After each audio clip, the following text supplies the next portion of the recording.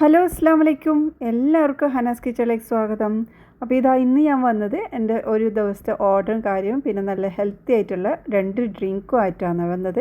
അപ്പോൾ ഇത് നോമ്പ് കാലത്ത് എനിക്ക് കിട്ടിയ ഓർഡറാണ്. അപ്പോൾ എങ്ങനെ ഉണ്ടാക്കുന്നത് നോക്കാം, വീഡിയോയിലേക്ക് കിടക്കാം. അപ്പോൾ കൂടുതൽ ഓർഡർ ഉണ്ടാകുമ്പോൾ ഞാൻ എങ്ങനെയാണ് മാനേജ് ചെയ്യുന്നതെന്നും ഏതാണ് ഫസ്റ്റ് സ്റ്റാർട്ട് ചെയ്യുന്നതെന്നും ഒക്കെ ഡീറ്റെയിൽ ആയിട്ട് ഈ ഒരു വീഡിയോയിൽ കാണിക്കാം കേട്ടോ. അപ്പോൾ ഞാൻ ആദ്യമായിട്ട് നമ്മുടെ ചട്ടിപ്പതിരയുടെ ദോശ ഉണ്ടാക്കുന്നത്. അപ്പോൾ ഇതിൻ്റെ റെസിപ്പി 1-2 ആൾക്കാർ ചോദിച്ചിട്ടുണ്ടായിരുന്നു. ഇതിൽ എനിക്കത് ഉൾപ്പെടുത്താൻ കഴിഞ്ഞില്ല. ഇൻഷാല്ല നെക്സ്റ്റ് വീഡിയോയിൽ ഞാനത് ഉൾപ്പെടുത്താം കേട്ടോ. അപ്പോൾ ഇതെല്ലാം ദോശയാണ് കേട്ടോ ഞാൻ സ്റ്റാർട്ടിങ് ചെയ്യുന്നത്. അപ്പോൾ അത് ഉണ്ടാക്കി കഴിഞ്ഞാൽ അതിൻ്റെ ആ ഒരു മസാല ഉണ്ടെങ്കിൽ നമുക്ക് പെട്ടെന്ന് ഉണ്ടാക്കിയെടുക്കാം. അപ്പോൾ ഈ മസാല ഇല്ലെങ്കിൽ ഞാൻ ആ ഒരു മസാല ഇതിൻ്റെ സൈഡായിട്ട് ഉണ്ടാക്കും കേട്ടോ. അപ്പോൾ അതൊക്കെ റെഡിയാക്കും ആ ഒരു ടൈമിൽ തന്നെ. നമ്മൾ അധിക സ്നാക്കിലും ഇടുന്ന ഒരു സാധനമാണ് ഈ ഒരു മല്ലിയില. അപ്പോൾ നമ്മൾ ആദ്യം അതൊന്ന് കട്ട് ചെയ്ത് റെഡിയാക്കി വെക്കണം. അപ്പോൾ ഇതിങ്ങനെ കട്ട് ചെയ്ത് വെച്ച് കഴിഞ്ഞാൽ നമുക്ക് ഏതിലേക്കും പെട്ടെന്ന് എടുത്തിടാൻ പറ്റുമല്ലോ. അപ്പോൾ അതെല്ലാം ഒന്ന് റെഡിയാക്കാം. അടുത്തത് ഉരുളക്കിഴങ്ങാണ്. ഉരുളക്കിഴങ്ങ് പുഴുങ്ങിയെടുത്തിട്ടുണ്ടായിരുന്നു. അപ്പോൾ അതിൻ്റെ മസാലയെല്ലാം റെഡി ആവാനുണ്ടായതുകൊണ്ട് നമ്മളിത് ഒന്ന് വെള്ളമെല്ലാം ഊറ്റിയെടുത്ത് ഒന്ന് മാറ്റി വെക്കാം. ഇത് ചൂടോടുകൂടി ഒന്ന് ഉടച്ചെടുക്കാൻ നല്ല എളുപ്പമായിരിക്കും. പക്ഷേ നമ്മളിവിടെ മസാലയൊക്കെ റെഡി ആവാനുണ്ട്. അപ്പോൾ അത് മാറ്റി വെക്കാം. ഇനി നമ്മൾ ചട്ടിപ്പത്തിരിയുടെ പണിയാണ് കേട്ടോ അടുത്തത്. ഈ ഒരു ചട്ടിപ്പത്തിരി കുറച്ച് ടൈം വേണമല്ലോ വെന്ത് കിട്ടാൻ വേണ്ടിയിട്ട്. അപ്പോൾ അത് ഒന്ന് റെഡിയാക്കി അത് ശരിയാക്കി കഴിഞ്ഞാലാണ് ബാക്കിയുള്ള പണികളെല്ലാം നോക്കുന്നത്. അപ്പോൾ ഇത് തലേദിവസം തന്നെ ഞാൻ ഇതിൻ്റെ മസാലയൊക്കെ റെഡിയാക്കി വെച്ചിട്ടുണ്ടായിരുന്നു ഫ്രിഡ്ജിൽ.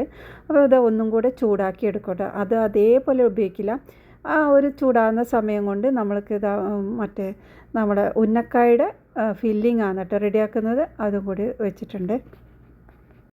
സ്നാക്കിൻ്റെ മസാലയൊക്കെ റെഡി ആയിട്ടുണ്ടെങ്കിലും നമ്മളത് ചൂടാക്കിയിട്ട് ചെയ്യുന്നതാണ് ഏറ്റവും നല്ലത്. കാരണം വൈകുന്നേരം വരെ ഇരിക്കേണ്ടതല്ലേ. അപ്പോൾ അത് കേടാവാതിരിക്കാൻ വേണ്ടിയിട്ട് നമ്മളൊന്ന് ചൂടാക്കിയെടുക്കണം.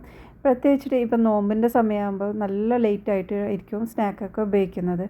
അപ്പോൾ അതുകൊണ്ട് തന്നെ ചൂടാക്കിയെടുക്കുന്നത്. അപ്പോൾ നമ്മുടെ ഈ ഒരു ഫില്ലിങ്ങിന് വേണ്ടിയിട്ട് ഞാൻ ഫ്രോസൺ തേങ്ങയാണ് കേട്ടോ യൂസ് ആക്കിയത്. അപ്പോൾ തേങ്ങ എടുക്കുമ്പോൾ നല്ല ഒരു ഇളം തേങ്ങ എടുക്കുന്നെങ്കിൽ നല്ല ടേസ്റ്റ് ആയിരിക്കും. ഈ ഒരു ഉന്നക്കായുടെ ഫില്ലിങ്ങിൽ നല്ല ടേസ്റ്റ് വരുത്തിയാൽ അടിപൊളിയായിരിക്കും. പിന്നെ പഴം കൂടി ശ്രദ്ധിക്കാനുണ്ട് കേട്ടോ. പഴത്തിൻ്റെ കാര്യം ഒരുപാട് ശ്രദ്ധിച്ചാലാണ് നേരാവുന്നത്. അടുത്തത് പഴം നന്നായിട്ടൊന്ന് മിക്സാക്കി എടുക്കണം. മിക്സാക്കുന്നത് എന്തിനെന്ന് പറഞ്ഞാൽ ഞാനിത് പഴം തലേ ദിവസം തന്നെ വേവിച്ച് ഫ്രിഡ്ജിൽ വെച്ചതാണ്. അപ്പോൾ നല്ല തണുപ്പുണ്ട്. അപ്പോൾ ആ ഒരു തണുപ്പ് പോയതിന് ശേഷമാണ് നമ്മളിത് ഉണ്ടാക്കേണ്ടത്. അപ്പോൾ നന്നായി കുഴച്ച് നല്ല റെഡിയാക്കിയിട്ട് അത് മാറ്റി വെക്കാമെന്ന് കേട്ടോ. അപ്പോൾ അതിൻ്റെ തണുപ്പ് പോകുന്ന സമയത്ത് നമുക്ക് റോളിൻ്റെ റെഡിയാക്കാം. അപ്പോൾ റോളിൻ്റെ മസാലയൊക്കെ റെഡിയുണ്ട്. ഇനി അതൊന്ന് ഫില്ല് ചെയ്ത് റെഡിയാക്കാം. അപ്പോൾ ഈ ഒരു രീതിയിൽ മടക്കിയിട്ട് ഒന്ന് ജസ്റ്റ് ഒന്ന് റോൾ ചെയ്ത് ഒട്ടിച്ചു കൊടുക്കാമെന്ന് കേട്ടോ. റെസിപ്പി മാത്രമായിട്ടുള്ള വീഡിയോ ആണോ അതോ ഇതുപോലെ എൻ്റെ വർക്കും കാര്യവും എല്ലാം കൂടിയിട്ട് ഇൻക്ലൂഡ് ചെയ്യുന്ന വീഡിയോ ആണോ? നിങ്ങൾക്ക് ഏത് ടൈപ്പുള്ള വീഡിയോ ആണ് ഇഷ്ടം എന്നുള്ളത് ഒന്ന് കമൻറ്റ് ചെയ്യണേ. കാരണം ഞാൻ കുറച്ച് ദിവസം മുമ്പ് റെസിപ്പി മാത്രമായിട്ട് വേറെ ഒന്നും പറയാതെ ഇട്ടിട്ടുണ്ടായി. പക്ഷെ അതിനത്ര വ്യൂ കിട്ടില്ല. അപ്പോൾ അതുകൊണ്ടാണ് ഞാൻ ഇതും കൂടി ഉൾപ്പെടുത്തിയത്. അപ്പോൾ നിങ്ങൾക്ക് ഏത് ടൈപ്പുള്ള വീഡിയോ ആണ് വേണ്ടതെന്ന് ഒന്ന് കമൻറ്റ് ചെയ്യണേ.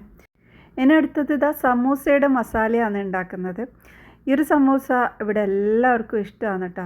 അപ്പോൾ അത് ഇടയ്ക്ക് ഇങ്ങനെ ഉണ്ടാക്കും. നമ്മൾ ഓർഡർ ഉണ്ടെങ്കിൽ അങ്ങനെയും കൊടുക്കും. വീട്ടിലത്തെവർക്കും എല്ലാവർക്കും ഇഷ്ടമായതുകൊണ്ട് അതിടയ്ക്ക് നമുക്ക് തന്നെ കഴിക്കാനും അങ്ങനെ ഉണ്ടാക്കും.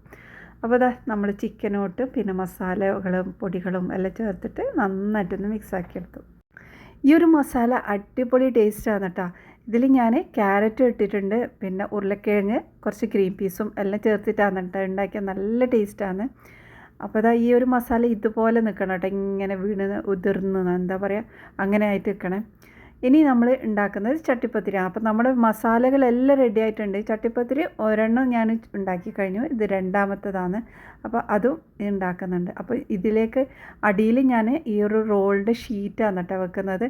അത് അങ്ങനെ വെച്ച് കഴിഞ്ഞാൽ നമുക്ക് അടിയിൽ ഒട്ടിപ്പിടിക്കാതിരിക്കാൻ വേണ്ടിയിട്ട് അങ്ങനെ ജസ്റ്റ് ഒന്ന് വെച്ചെന്നുള്ളൂ. ഇനി നമ്മൾ ഇതിലേക്ക് ദോശയാണ് വെക്കുന്നത്. ദോശ മുട്ടയിലൊന്ന് ഡിപ്പ് ചെയ്തിട്ട് ഇതിൽ വെച്ചിട്ട് ഫില്ലിംഗ് എല്ലാം വെച്ച് കൊടുക്കാം. അപ്പോൾ ചട്ടിപ്പത്തിരീൻ്റെ എല്ലാം റെസിപ്പി ഞാൻ മുമ്പ് അപ്ലോഡ് ചെയ്തിട്ടുണ്ട്. 2-3 ടൈപ്പുള്ള റെസിപ്പിയാണ് കേട്ടോ അപ്ലോഡ് ചെയ്തത്. കാണാത്തവരുണ്ടെ കണ്ടു വയ്ക്കുക. ചില്ലി ചിക്കൻ ഫ്ലേവറിലുള്ള മസാലയും പിന്നെ നോർമൽ ഫ്ലേവറിലുള്ള മസാലയും ഉണ്ടാക്കിയിട്ടുണ്ട് കേട്ടോ. പിന്നെ എനിക്ക് ഒരുപാട് കമൻറ്റ് വന്നത് പുതിയ സ്നാക്ക് ചീസിട്ട സ്നാക്കൊക്കെ കാണിക്കാൻ. അപ്പോൾ ഒന്ന് ഞാൻ മുമ്പ് അപ്ലോഡ് ചെയ്തിട്ടുണ്ട് കേട്ടോ, ഇതിന് തൊട്ട് മുമ്പായിട്ട്. അപ്പോൾ അത് കാണാത്തവരുണ്ട്, കണ്ടു നോക്കിയോ. അടിപൊളി ടേസ്റ്റാണ് കേട്ടോ, ബ്രെഡും ചിക്കനും ചീസും ഒക്കെ ചേർത്തിട്ടുള്ള ഒരു സ്നാക്ക്. പിന്നെ അധികം ആൾക്കാർക്ക് സംശയം കട്ട്ലറ്റിനെ കുറിച്ചാണ് കേട്ടോ. ഒരുപാട് സംശയങ്ങളാണ് കട്ട്ലറ്റിനെ കുറിച്ച് എനിക്ക് കിട്ടുന്നത്. കട്ട്ലറ്റിൻ്റെ അളവും കാര്യമായിട്ടാണ് കേട്ടോ അധികം ആൾക്ക് സംശയം. അപ്പോൾ അത് ഓരോരാളോട് റിപ്ലൈ കൊടുക്കാനുള്ള ടൈം തന്നെ എനിക്കിപ്പോൾ കിട്ടിയില്ല, അതുകൊണ്ടാണ് കേട്ടോ. അതുകൊണ്ട് ഞാൻ ഈ ഒരു വീഡിയോയിലും കൂടി കുറച്ചൊന്ന് പറഞ്ഞു കഴിഞ്ഞാൽ കുറച്ചുകൂടെ ക്ലിയർ ആയിട്ട് വരുമായിരിക്കും എന്ന് വിചാരിച്ചിട്ട് ഇതിൽ ഉൾപ്പെടുത്താം കേട്ടോ. അപ്പോൾ അതാ നമ്മുടെ ഉന്നക്കായും റെഡി ആക്കിയിട്ടുണ്ട്. ചട്ടിപ്പത്തിരി 2 ഉണ്ടായിരുന്നു, അത് ലാസ്റ്റാണ്. അപ്പോൾ അതും റെഡിയാക്കി. അപ്പോൾ എല്ലാം റെഡിയാക്കിയ ശേഷം ലാസ്റ്റ് നമ്മളെ റോളുണ്ടല്ലോ, അത് ജസ്റ്റ് ഒന്ന് ഈ ഒരു ബാറ്ററിൽ മുക്കിയിട്ട് ഒന്ന് കൂടി എന്താ പറയുക, ബ്രെഡ് ക്രംസിലൊക്കെ ഇട്ടിട്ടാണ് കേട്ടോ ഞാൻ ഫ്രൈ ആക്കുന്നത്. ഇങ്ങനെ ആക്കുമ്പോൾ നല്ലൊരു ക്രിസ്പി കിട്ടും. നമുക്കൊരു 50-60 പീസ് കട്ട്ലറ്റ് ഉണ്ടാക്കാൻ വേണ്ടി 1.5 കിലോ ചിക്കനാണ് കേട്ടോ എടുക്കേണ്ടത്. അപ്പോൾ കുറച്ച് വലിയ സൈസുള്ള കട്ട്ലറ്റിൻ്റെ അളവാണ് ഞാൻ പറയുന്നത്. അത് നല്ല ബോൺലെസ് ചിക്കനാണ് ഞാൻ ഈ ഒരു പറയുന്ന അളവും, ബോണോട് കൂടിയിട്ടുള്ളതല്ല. അപ്പോൾ 1.5 കിലോ ചിക്കനും 1.5 കിലോ ഉരുളക്കിഴങ്ങും പിന്നെ നമ്മൾ ആവശ്യം വെജിറ്റബിൾസാണ്. അപ്പോൾ സവാള ആകുമ്പോൾ 1 കിലോയിലും കുറച്ച് കൂടുതലായിട്ട് തന്നെ എടുക്കണം കേട്ടോ, അതെല്ലാം എടുക്കാം. പിന്നെ നമുക്ക് ഇതിലേക്ക് എക്സ്ട്രാ ഒക്കെ ചേർക്കാം, വെജിറ്റബിൾസൊക്കെ ചേർത്ത് കഴിഞ്ഞാൽ ഈ ഒരു 60-70 പീസൊക്കെ കിട്ടും കേട്ടോ. അപ്പോൾ കട്ട്ലറ്റിൻ്റെ ഏകദേശമൊക്കെ മനസ്സിലായിട്ടുണ്ടാവുമല്ലോ. അപ്പോൾ നമുക്കൊരു 25 പീസൊക്കെ വേണമെന്നുണ്ടെങ്കിൽ 1/2 കിലോയിലും കുറച്ച് കുറവായിട്ട് എടുക്കാം കേട്ടോ. അതുപോലെ ഉരുളക്കിഴങ്ങും സവാളയാകുമ്പോൾ ഒരു 3-4 പീസ് എടുത്താൽ മതിയാവും. അപ്പോൾ അങ്ങനെ റെഡിയാക്കാം. അപ്പോൾ നമ്മുടെ സമൂസ ഇവിടെ റെഡി ആയിട്ടുണ്ട്. സമൂസ നോമ്പിനൊരു വീക്ക്നെസ് തന്നെയാണല്ലേ. അപ്പോൾ ഇതിൻ്റെ ചീസ് വെച്ചിട്ടുള്ള സമൂസയൊക്കെ ട്രൈ ചെയ്തിട്ടുണ്ടോ? അടിപൊളി ടേസ്റ്റാണ് കേട്ടോ. സ്വീറ്റായിട്ടൊക്കെ നമുക്ക് ആ ഒരു സമൂസ തന്നെ ഉണ്ടാക്കാൻ പറ്റും. നല്ല ടേസ്റ്റാണ്. സമൂസേൻ്റെ വെറൈറ്റി ആയിട്ടുള്ള റെസിപ്പിയെല്ലാം ഞാൻ അപ്ലോഡ് ചെയ്തിട്ടുണ്ട്. അപ്പോൾ അതൊന്ന് കാണാത്തവരുണ്ടെങ്കിൽ ഒന്ന് ചെക്ക് ചെയ്ത് വയ്ക്കുള്ളൂ. പിന്നെ ഞാൻ ഇന്നുണ്ടാക്കിയത് നമ്മൾക്ക് നോമ്പ് തുറക്കാനായിട്ട് ഞങ്ങൾക്കായിട്ട് ഉണ്ടാക്കിയത് പഴം നിറച്ചതാണ് കേട്ടോ. പഴം നിറച്ചത് ഇതുപോലെ ആക്കിയിട്ട് ഇതുപോലെ വേവിച്ചെടുത്ത്. അപ്പോൾ ഇതാ നമ്മുടെ സ്നാക്കെല്ലാം റെഡി ആയിട്ടുണ്ട്. സ്നാക്ക് ആയിട്ട് ഞാനിന്ന് സമൂസ ഉണ്ടാക്കിയിട്ടുണ്ട്. പിന്നെ കുറച്ച് പഴം നിറച്ചതും ഉന്നക്കായി കട്ട്ലറ്റ് റോള് ഇതൊക്കെ കുറച്ചായിട്ട് ഞാനിവിടെ എടുത്ത് വെച്ചിട്ടുണ്ട്. എല്ലാത്തുനിന്നും ഓരോ പീസ് കഴിക്കുമ്പോൾ തന്നെ നമുക്ക് മതിയാവും. പിന്നെ ഓയിലി ഫുഡ് അധികം നമുക്ക് നോമ്പ് വെക്കുമ്പോൾ കഴിക്കാനും പറ്റില്ല. പക്ഷേ ചെറുതായിട്ടൊന്ന് വെച്ചില്ലെങ്കിൽ അതൊരു രസമില്ലാന്ന് പറഞ്ഞിട്ട് അങ്ങനെ ആക്കി. അപ്പോൾ ഇതാ നമ്മുടെ സ്നാക്കെല്ലാം റെഡി ആയിട്ട് സെയിൽ ചെയ്യാൻ വേണ്ടിയിട്ട് ഒക്കെ ടേബിളിൽ റെഡിയാക്കി വെച്ചതാണ്. അടുത്തത് ഷുഗറൊന്നും ചേർക്കാത്ത നല്ല ഹെൽത്തി ആയിട്ടുള്ള 2 ജ്യൂസാണ് കാണിക്കുന്നത്. നമ്മുടെ ജ്യൂസ് ഉണ്ടാക്കാൻ വേണ്ടി നല്ല പഴുത്തൊരു മാങ്ങ എടുത്തിട്ടുണ്ട്. അത് ചെറുതായി കട്ട് ചെയ്ത് മാറ്റി വെക്കാം. ഒരു റുമാനും എടുത്തിട്ടുണ്ട്. അപ്പോൾ അതിൻ്റെ കട്ട് ചെയ്ത് കുരുവെല്ലാം സെപ്പറേറ്റ് ആക്കി വെക്കാം. അപ്പോൾ ഇത് നല്ലൊരു ഹെൽത്തി ആയിട്ടുള്ള ഒരു ജ്യൂസാണ്. ഈ റുമാന് നമുക്ക് മിക്സിയിലേക്ക് ഇട്ട് കൊടുക്കാം. അപ്പോൾ ഈ ഒരു റുമാലിൽ ഒരുപാട് ഗുണങ്ങളുള്ളതാണ്. നമ്മൾ ഏത് വിധത്തിലും കഴിക്കണം.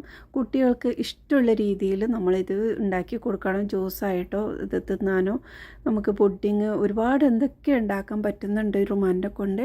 അപ്പോൾ അതിലേക്ക് ഇനി നമുക്ക് 1 കപ്പ് നല്ല തണുത്ത പാലാണ് ഒഴിച്ചു കൊടുക്കാനുള്ളത്. ഇനി നമുക്കിതൊന്ന് അരച്ചെടുക്കാം. അപ്പോൾ നല്ലോണം തരിയായിട്ട് അരക്കണ്ട, ഇതിൻ്റെ കുരുവൊക്കെ അടിയാത്ത വിധത്തിൽ വേണം നമുക്കിതൊന്ന് അരച്ചെടുക്കാൻ വേണ്ടിയിട്ട്.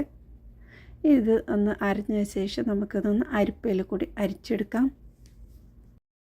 ഇനി മാങ്ങ കിട്ടിയാൽ ഈ ഒരു രീതിയിൽ നിങ്ങൾ ജ്യൂസ് ഉണ്ടാക്കി നോക്കുക കേട്ടോ. നല്ല ടേസ്റ്റ് ഉണ്ട്. അപ്പം നമുക്ക് വിരുന്നുകാർക്ക് കൊടുക്കാനും നോമ്പ് കാലത്ത് കഴിക്കാനും ഒക്കെ നല്ലൊരു ടേസ്റ്റ് തന്നെയാണ് കേട്ടോ. നല്ല ഹെൽത്തി ആയിട്ടുള്ള ജ്യൂസ്. അപ്പോൾ ഇത്രയും ജ്യൂസ് നമുക്ക് കിട്ടിയിട്ടുണ്ട്. ഇതിൽ നിന്ന് 1 കപ്പ് ഞാൻ മാറ്റിയെടുക്കുന്നുണ്ട്, കുറച്ച് ബാക്കി വെച്ചിട്ടുമുണ്ട്. അപ്പോൾ ആ 1 കപ്പ് ഞാൻ മിക്സിയിലോട്ട് വീണ്ടും ഒഴിച്ചു കൊടുക്കുകയാണ്. ഇനി ഇതിലേക്ക് നമ്മുടെ മാങ്ങ ഇട്ട് കൊടുക്കാം.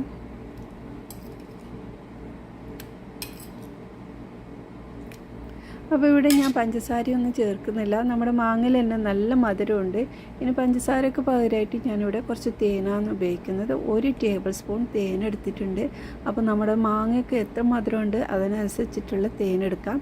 1 ടേബിൾ സ്പൂൺ തേനിട്ട് നമ്മൾ മിക്സിയിലേക്ക് ഒഴിച്ചു കൊടുക്കുകയാണ്.